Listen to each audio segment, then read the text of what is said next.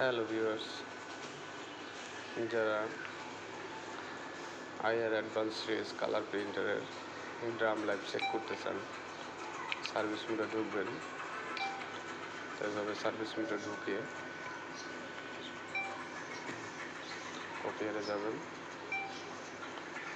কপিয়ারে যাওয়ার পরে কাউন্টারে যাবেন।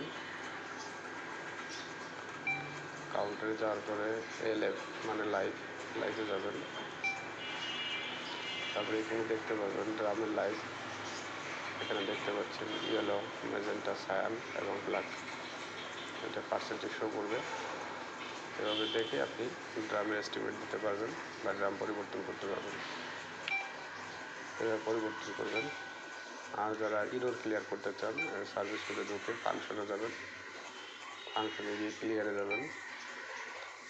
ক্লিয়ারে গিয়ে ইরোর ক্লিয়ার ERR ক্লিয়ারে যাবেন।